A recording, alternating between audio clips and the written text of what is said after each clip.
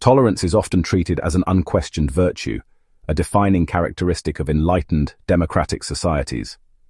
It is seen as the antidote to oppression, the moral foundation that allows diverse groups to coexist peacefully.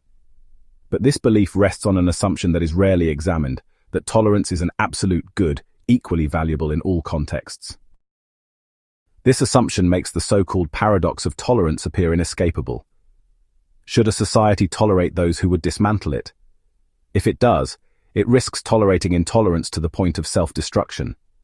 If it does not, it becomes intolerant itself. This dilemma has long frustrated philosophers, policymakers, and citizens alike.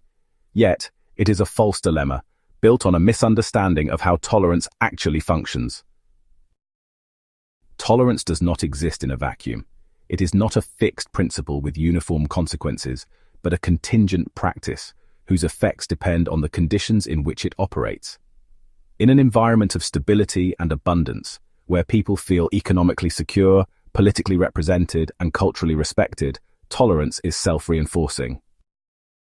Under these conditions, pluralism does not feel like a threat, but a natural feature of a prosperous society.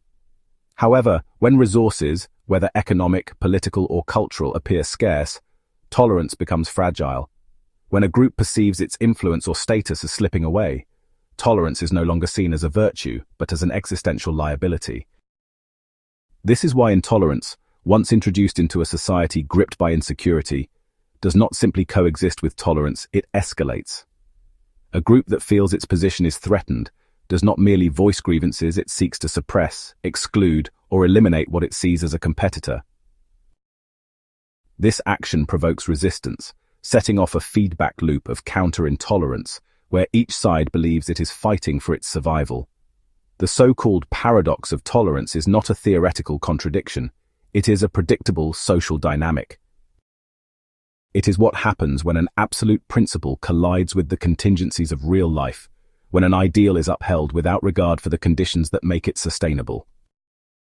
If we accept that tolerance is not an inherent good, but a conditional one, then the solution is not to endlessly debate its limits in the abstract, but to recognize the material and social conditions that make it viable. A society that wishes to preserve tolerance must ensure that tolerance is not perceived as a threat. Economic stability, political enfranchisement, and a media environment that does not manufacture crises are not just desirable policies, they are preconditions for pluralism. The task before us is not to defend absolute principles, but to construct an environment in which the freedoms we claim to value do not become instruments of our own undoing.